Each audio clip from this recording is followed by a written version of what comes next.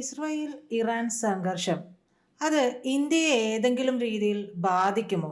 ഇപ്പോൾ ഇന്ത്യയുടെ ഏതൊരു ഭാഗത്ത് ആക്രമണം നടത്തിയെന്നുള്ള വാർത്തകളുമൊക്കെ വരുന്നുണ്ട്.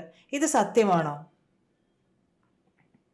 ഇന്ത്യ ഏതെങ്കിലും രീതി ബാധിക്കുമോ എന്ന് ചോദിച്ചാല് ഇന്ത്യയുടെ ഏതെങ്കിലും ഭാഗത്തൊന്നും ആക്രമണം നടത്തിയിട്ടില്ല.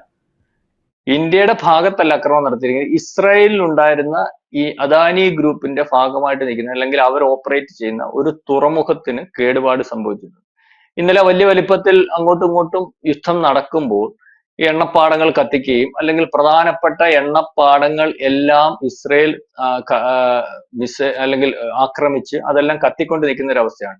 ഇതിന് തിരിച്ചടി എന്നോണം ബാലിസ്റ്റിക് മിസൈലുകളും ഡ്രോണുകളും ഉപയോഗിച്ച് തിരിച്ചടി കൊടുത്തപ്പോൾ പ്രധാനപ്പെട്ട ജെറുസലേം ഉൾപ്പെടെ അല്ലെങ്കിൽ ടെൽ അവീവ് അല്ലെങ്കിൽ ഇസ്രായേലിന്റെ തലസ്ഥാനം ഉൾപ്പെടെ പല ഭാഗങ്ങളും ആക്രമണം നടത്തിയതിന്റെ കൂട്ടത്തിൽ ഇസ്രായേലിന്റെ ഏറ്റവും പ്രധാനപ്പെട്ട തുറമുഖമായിട്ടുള്ള ഹൈഫ തുറമുഖം, ഈ ഹൈഫ തുറമുഖം എന്ന് പറയുന്നത് ഓപ്പറേറ്റ് ചെയ്യുന്നത് അദാനിയാണ്. അപ്പൊ ഹൈഫ തുറമുഖം എന്ന് പറയുന്നത് ഓപ്പറേറ്റ് ചെയ്യുന്നത് അദാനിയാണെന്ന് പറയുമ്പോൾ അദാനി ഈ കാശുണ്ടാക്കാൻ വേണ്ടി മാത്രമല്ലല്ലോ ഈ തുറമുഖങ്ങൾ ഓപ്പറേറ്റ് ചെയ്യുന്നത്. ലോകത്തുടനീളം തുറമുഖങ്ങളും വിമാനത്താവളങ്ങളും നമ്മളുടെ രാജ്യത്തെ പ്രധാനപ്പെട്ട ബിസിനസ്സുകാരായിട്ടുള്ളവർ ഓപ്പറേറ്റ് ചെയ്യുമ്പോൾ അതിനകത്തുള്ള അല്ലെങ്കിൽ ഇന്ത്യക്ക് കിട്ടുന്ന ഒരു ഗുണമെന്ന് പറഞ്ഞാൽ നമ്മുടെ പല കാര്യങ്ങളും നടപ്പാക്കും. പ്രധാനമായിട്ടും യൂറോപ്പിലേക്കും അല്ലെങ്കിൽ മിഡിൽ ഈസ്റ്റിലെ ചരക്ക് നീക്കത്തിന് ആക്കം കൂട്ടുന്ന രീതിയിലേക്ക് അല്ലെങ്കിൽ നമ്മുടെ താല്പര്യങ്ങൾ സംരക്ഷിക്കുന്ന രീതിയിലേക്ക് ഈ തുറമുഖം നമ്മുടെ ഭാഗത്തു നിന്നുള്ള ആൾക്കാരാണെങ്കിൽ അതിനകത്ത് ആ രാജ്യത്തോട് നമുക്കുള്ള നയതന്ത്ര ബന്ധത്തിന്റെ കൂടെ ഒരു വലിയ വലിപ്പത്തിലുള്ള ഒരു ഇൻഫ്ലുവൻസ് ആ കാര്യങ്ങൾക്കകത്ത് നടത്തുന്നതിന് വേണ്ടി സാധിക്കും. അപ്പൊ ഇതിനകത്ത് 4.2 ബില്യൺ ഡോളറിന്റെ നഷ്ടം സംഭവിച്ചു എന്നൊക്കെ ഉള്ള രീതി വാർത്ത കണ്ടത്. പക്ഷെ ഔദ്യോഗികമായിട്ട് അവർ പ്രഖ്യാപിച്ചിട്ടില്ല. പക്ഷെ ഇതിനകത്ത് ആഘോഷിക്കുന്ന ചില ആൾക്കാരുണ്ട് ഈ ഒരു ആക്രമണത്തിൽ. ഇപ്പൊ യുദ്ധം അങ്ങോട്ടും ഇങ്ങോട്ടും നടക്കുമ്പോൾ പ്രധാനപ്പെട്ട കേന്ദ്രങ്ങൾ ഇസ്രായേൽ ആക്രമിച്ചു, എണ്ണപ്പാടങ്ങൾ ആക്രമിച്ചു, അതിന് തിരിച്ചടിയായിട്ടുള്ള ഈ ജെറുസലേം ഉൾപ്പെടെയുള്ള അല്ലെങ്കിൽ അത് അവരുടെ തലസ്ഥാനം ഉൾപ്പെടെയുള്ളതും അല്ലെങ്കിൽ സൈനിക കോട്ടേഴ്സ് അല്ലെങ്കിൽ സൈനിക താവളം, പ്രധാനപ്പെട്ട സൈനിക താവളത്തിനകത്ത് ആക്രമണം നടത്തിയിട്ടുണ്ട്, അല്ലെങ്കിൽ അത്തരത്തിൽ ഉദ്യോഗസ്ഥന്മാർ താമസിക്കുന്ന ഹെഡ് ക്വാർട്ടേഴ്സിനകത്ത് ആക്രമണം നടത്തിയിട്ടുണ്ട്. അത് മിസൈൽ ആക്രമണമാണ്, ബാലിസ്റ്റിക് മിസൈൽ ആക്രമണമാണ്. അപ്പം ഇതിനകത്ത് അവരുടെ പ്രധാനപ്പെട്ട തന്ത്രപ്രധാനമായിട്ടുള്ള സ്ഥലങ്ങൾ പരസ്പരം യുദ്ധം ചെയ്യുമ്പോൾ രാജ്യങ്ങൾ നോട്ട് ചെയ്ത് വെച്ച് അതിനകത്ത് ആക്രമിക്കുന്നതാണല്ലോ യുദ്ധത്തിന്റെ ആദ്യ രീതി. ആണല്ലോ ആ രാജ്യത്തെ മുന്നോട്ട് കൊണ്ടുപോകുന്നതിനും അല്ലെങ്കിൽ ആ രാജ്യത്തിന്റെ സാമ്പത്തിക സംവിധാനം തകർക്കുന്നതിനും അല്ലെങ്കിൽ മറ്റെല്ലാ സംവിധാനങ്ങളും തകർത്താൽ പിന്നെ യുദ്ധം ചെയ്യാൻ പറ്റാത്ത ഒരു അവസ്ഥയിലേക്കും ഒക്കെ രാജ്യം എത്തിച്ചേർന്നു. അപ്പൊ അതിനകത്ത് അവരുടെ ഏറ്റവും പ്രധാനപ്പെട്ട തുറമുഖമാണിത്. ഇത് കൈകാര്യം ചെയ്യുന്നത് അദാനിയാണ്. അതുകൊണ്ട് തന്നെ ആ തുറമുഖത്തിനകത്ത് നഷ്ടം വരുമ്പോൾ ഇന്ത്യൻ തുറമുഖമാണെന്ന് പറഞ്ഞുകൊണ്ട് ഈ ഞാൻ മുമ്പേ പറഞ്ഞതുപോലെ പാകിസ്ഥാനിൽ നിന്നുള്ള ഗ്രൂപ്പുകൾ, അതായത് ഇന്ത്യയുടെ തുറമുഖം, ഇന്ത്യക്ക് വേണ്ടപ്പെട്ടതായിട്ടുള്ള ഇറാൻ ആക്രമിച്ചിരിക്കുന്നു, ഇന്ത്യയാണ് ആ തുറമുഖം കൈകാര്യം ചെയ്യുന്നത്, അപ്പം ഇറാനും ഇന്ത്യയുമായിട്ട് അത്ര നല്ല സൗഹൃദത്തിലല്ല, ഇറാൻ തക്കം കിട്ടിയാൽ ഇന്ത്യയെ ആക്രമിക്കും എന്നുള്ള രീതിയിലേക്കുള്ള ഈ പറയുന്ന എക്സിലും ഒക്കെയുള്ള വളരെ വലിയ വലിപ്പത്തിൽ കുറിപ്പുകൾ വരുന്നുണ്ട്. അപ്പൊ അതിനകത്ത് കുറച്ച് കാര്യമുണ്ട്. രണ്ട് രാജ്യങ്ങളും നമ്മുടെ സുഹൃത്തുക്കളാണ്.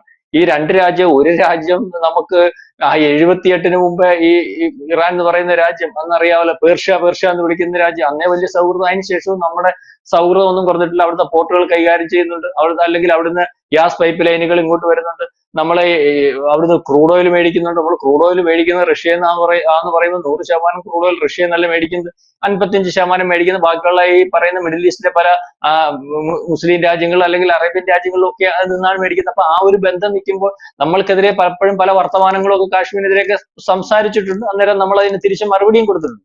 അപ്പം ഇപ്പൊ ആ രാജ്യം പാകിസ്ഥാന്റെ കൂടെ കൂട്ടിയിട്ട് നമുക്കെതിരാന്ന് വരുത്തി തീർക്കുന്നതിനും അല്ലെങ്കിൽ അത്തരത്തിൽ ആ രാജ്യത്തെ നമ്മളുടെ ആൾക്കാരുടെ ഇപ്പൊ സുഹൃത്ത് രാജ്യമാണെന്ന് വിചാരിക്കുന്നവരുടെ ഇടയിൽ ആ രാജ്യം നമ്മളെ വേണ്ടി വന്നാൽ ആക്രമിക്കും എന്നുള്ള രീതിയിലേക്ക് ഒക്കെ വരുന്നുണ്ട്. ഞാൻ മുമ്പേ പറഞ്ഞ രണ്ട് സുഹൃത്തുക്കൾക്ക് അത് തുലനം ചെയ്യുമ്പോൾ ചങ്കെന്ന് പറയാവുന്ന സുഹൃത്ത് ഇസ്രായേൽ തന്നെയാണ്.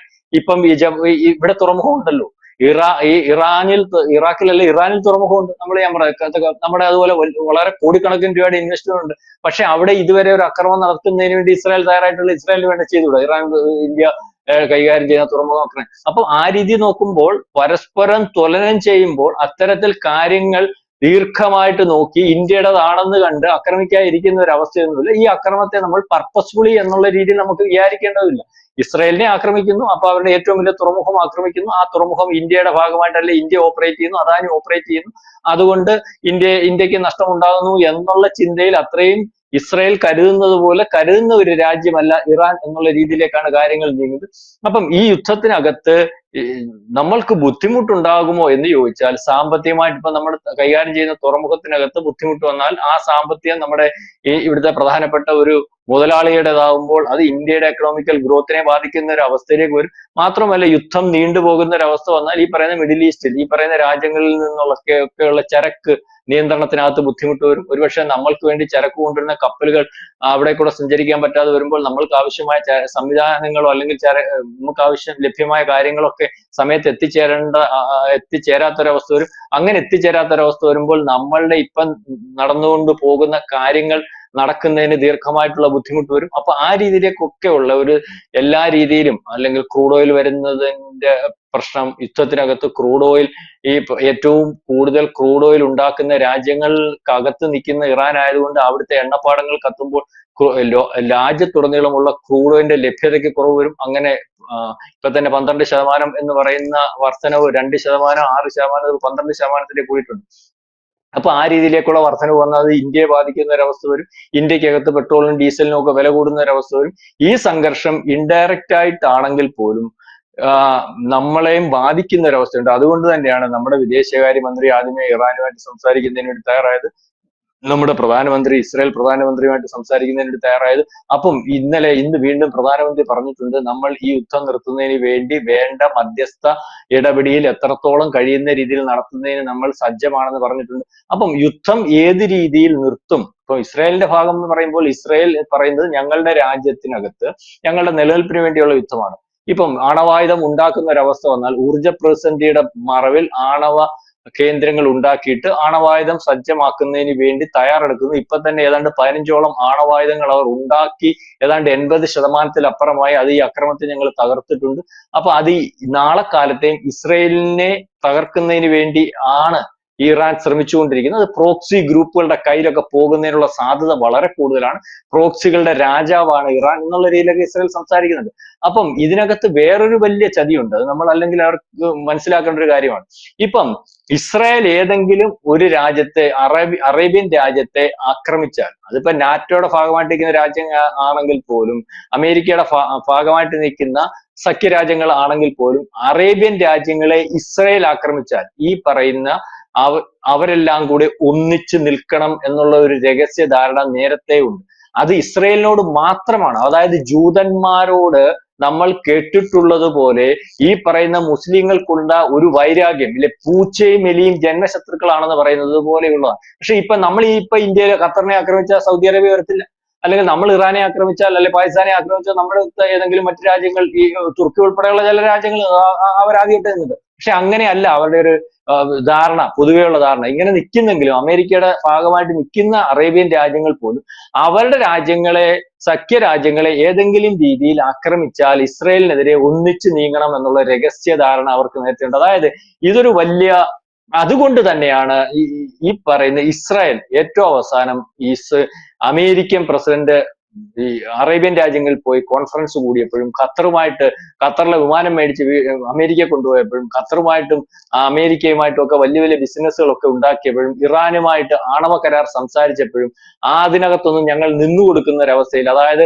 അമേരിക്കയ്ക്ക് സമ്പത്തുണ്ടാക്കുന്നതിന് വേണ്ടി ഒരു പക്ഷേ ഇസ്രായേലിന്റെ താല്പര്യങ്ങൾ സംരക്ഷിക്കാതെ പോകുന്നുണ്ടോ എന്ന് തോന്നിയതിന്റെ ഭാഗമായിട്ടാണ് അമേരിക്ക പറഞ്ഞാലും കേൾക്കേണ്ട കാര്യമില്ല, ഇന്ത്യയുടെ നിലപാട് തന്നെ, നമ്മൾക്കിടെ അതിരുത്തി കടന്ന് ഞങ്ങളുടെ രാജ്യത്തിന് ഭീഷണിയായിട്ട് വരുന്ന ഒരവസ്ഥ ഏതെങ്കിലും കാരണവശാൽ ഉണ്ടെന്ന് കണ്ടാൽ ആ രാജ്യത്തെ എല്ലാം ആക്രമിക്കും, അതിനാരുടെയും കൂട്ടുവേണ്ട എന്നുള്ള രീതിയിലേക്കുള്ള ഒരു യുദ്ധമാണ് ഇപ്പം ഇസ്രായേൽ പ്രഖ്യാപിച്ചിരിക്കുന്നത്. ഇസ്രായേൽ അങ്ങനെ പ്രഖ്യാപിക്കുമ്പോൾ ഇസ്രായേൽ ജയിക്കുമോ തോക്കുമോ എന്നുള്ള ഒരു ആശങ്ക നമുക്കുണ്ട്. പക്ഷെ ഇസ്രായേലിന്റെ ഒരു ചരിത്രം 48-നും അല്ലെങ്കിൽ അതിനുശേഷമുള്ള ചരിത്രം പലവട്ടം പരിശോധിക്കുമ്പോൾ നമ്മൾ മുമ്പേ പറഞ്ഞതുകൊണ്ട് ഏറ്റവും മുമ്പേ ഈജിപ്ത് ഉൾപ്പെടെയുള്ള ഈ അറേബ്യൻ രാജ്യങ്ങൾ, ഇപ്പൊ അമേരിക്കയുടെ സഖ്യരാജ്യങ്ങളായിട്ട് നിൽക്കുന്ന അറേബ്യൻ രാജ്യങ്ങൾ ഉൾപ്പെടെയുള്ളവർ ഒന്നിച്ച് യുദ്ധം ചെയ്തപ്പോഴും അന്ന് യുദ്ധം ജയിച്ച ഒരു പാരമ്പര്യമാണ് അവർക്കുള്ളത്, തോറ്റ പാരമ്പര്യം അവർക്കില്ല. അതുകൊണ്ട് തന്നെ ജയിക്കും എന്നുള്ള ആത്മവിശ്വാസത്തോട് കൂടി മാത്രം യുദ്ധം ചെയ്യുന്ന ഒരു രാജ്യമാണ് ആ ചെറിയ രാജ്യം. അവരുടെ നിലനിൽപ്പിന്റെ വിഷയമാണ്. അവർക്ക് 48 തൊട്ട്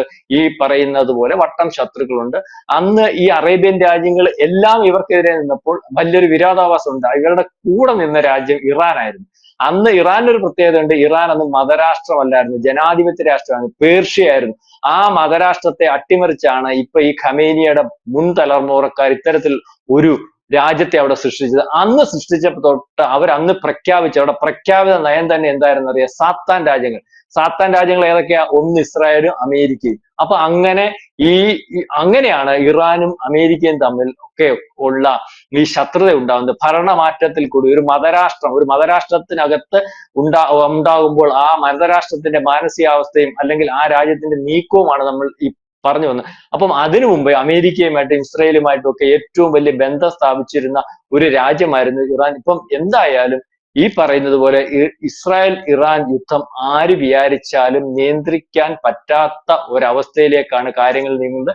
ഈ ഇസ്രായേലിന്റെ തിരിച്ചടി ഇറാന് കിട്ടിയപ്പോൾ ഇറാൻ തിരിച്ചടിച്ചതിന്റെ കൂട്ടത്തിൽ നമ്മൾ നിയന്ത്രിച്ചുകൊണ്ടിരിക്കുന്ന അല്ലെങ്കിൽ അദാനി നിയന്ത്രിച്ചുകൊണ്ടിരിക്കുന്ന അവരുടെ ഏറ്റവും വലിയ പോർട്ടായിട്ടുള്ള പോർട്ടിൽ മിസൈൽ ആക്രമണം, ബാലിസ്റ്റിക് മിസൈൽ ആക്രമണം ഉണ്ടായിട്ടുണ്ട്. വലിയ വലുപ്പത്തിൽ നഷ്ടം സംഭവിച്ചിട്ടുണ്ട്. അതിന്റെ കൃത്യമായ കണക്കോ കാര്യങ്ങളോ ഒന്നും പുറത്തു വിട്ടിട്ടില്ല. അത് പുറത്തു വിടുമ്പോൾ നമ്മൾക്ക് എത്രത്തോളം നഷ്ടം വന്നു എന്നുള്ള കാര്യം നമ്മൾക്ക് മനസ്സിലാവും.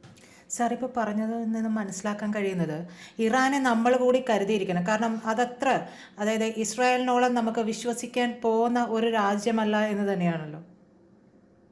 ഇറാനെ നമ്മൾ കരുതിയിരിക്കണം. കാരണം നമ്മുടെ സുഹൃത്ത് രാജ്യമാണെങ്കിലും തുലനം ചെയ്യുമ്പോൾ ഇപ്പൊ രണ്ട് സുഹൃത്തുക്കൾ നമുക്കുണ്ട്. രണ്ട് സുഹൃത്തുക്കളെ നമ്മൾ തുലനം ചെയ്യുമ്പോൾ ഏറ്റവും നല്ല സുഹൃത്ത് എന്ന് പറയാൻ പറ്റുന്നത് ഇസ്രായേൽ തന്നെയാണ്. അതായത് ഏതവസരത്തിലും ഏത് കാര്യത്തിലും എന്ത് നഷ്ടം വന്നാലും കൂടെ നിൽക്കുന്ന സുഹൃത്ത് ഇസ്രായേലാണ്. ഒരു ഇറാൻ അത്രയും വരത്തില്ല. അതിപ്പം ഞാൻ പറഞ്ഞില്ലേ, ഇസ്രായേൽ ആക്രമിക്കുന്ന ഇറാനിലുള്ള തുറമുഖം നമ്മൾ കൈകാര്യം ചെയ്യുന്നത് നമ്മുടെ ഇൻവെസ്റ്റ്മെന്റിനകത്തും ഇസ്രായേൽ ആക്രമിക്കുമ്പോൾ അവരത് നോക്കി ആക്രമിക്കുകയും, പക്ഷെ ഇസ്രായേലിലേക്ക് തിരിച്ചാക്രമിക്കുമ്പോൾ അവര് ഇസ്രായേലിനെ ആക്രമിക്കുന്നത് മാത്രം നോക്കും. അതിനകത്ത് ഇന്ത്യയുടെ ഇൻവെസ്റ്റ്മെന്റോ ഇന്ത്യ കൈകാര്യം ചെയ്യുന്ന തുറമുഖമോ ഇന്ത്യയുടെ സംവിധാനങ്ങൾ അവിടെ ഉണ്ടോ എന്നുള്ള രീതിയിലേക്ക് നോക്കത്തില്ല. മാത്രമല്ല നാളെ കാലത്തെ പല ഡയലോഗുകളും നേരത്തെ വിട്ടിട്ടുണ്ട്. കാശ്മീർ വിഷയത്തിൽ ഈ പറയുന്ന ഖമേനിയുടെ ഡയലോഗ് നേരത്തെ കേട്ടിട്ടുള്ളതാണ്. അപ്പം ആ ഒരു വിഷയത്തിൽ മതപരമായിട്ടുള്ള വിഷയം വരുമ്പോൾ, ഇന്ത്യക്കകത്ത് ഒരു പ്രശ്നം വരുമ്പോൾ ഒരുപക്ഷെ പാകിസ്ഥാന്റെ ഭാഗമായിട്ട് നിന്ന് സംസാരിക്കാനും കാശ്മീരിന്റെ ഭാഗമായിട്ട് നിന്ന് സംസാരിക്കാനും ഒക്കെ നേരത്തെ തയ്യാറായിട്ടുള്ള രാജ്യം തന്നെയാണ് ഇറാൻ. പക്ഷെ വളരെ ദീർഘമായിട്ട് കാലങ്ങളായിട്ടുള്ള സുഹൃത്തും കൂടിയാണ്. നമ്മൾ അവരെ ആയിട്ട് എണ്ണ മേടിക്കുന്നുണ്ട്, നമ്മളുടെ പല ബിസിനസ്സുകളുണ്ട്, നമ്മളുടെ ഈ പോർട്ട് അവിടെ വൃത്തിയായിട്ട് കൈകാര്യം ചെയ്യുന്നുണ്ട്. അപ്പം ആ രീതി നോക്കും. പക്ഷെ പാകിസ്ഥാനുമൊക്കെ മറ്റ് തുർക്കിയും ഒക്കെയുള്ള രാജ്യങ്ങളുമായിട്ട് തുലനം ചെയ്യുമ്പോൾ നമ്മളുമായിട്ട് ഇറാൻ നല്ല സുഹൃത്താണ്. ആ സുഹൃത്ത് ബന്ധത്തെ നശിപ്പിക്കുന്നതിന് വേണ്ടി ഈ ഒരു ആക്രമണത്തെ ഹൈലൈറ്റ് ചെയ്ത് കാണിക്കുന്നതിന് പാകിസ്ഥാനിൽ നിന്നുള്ള ചില അല്ലെങ്കിൽ ആൾക്കാർ എക്സിലും മറ്റ് നവമാധ്യമ സംവിധാനത്തിലും ഒക്കെ വലിയ വലിപ്പത്തിൽ ഇറാൻ നമ്മളെ ആക്രമിച്ചു, അല്ലെ ഇറാനും നമ്മുടെ ശത്രുവാണ് എന്നുള്ള രീതിയിലേക്ക് കാര്യങ്ങൾ കൈകാര്യം ചെയ്യുന്നു എന്നാണ് ഇപ്പൊ നമുക്ക് നോക്കിക്കാണുമ്പോൾ മനസ്സിലാവുന്നത്.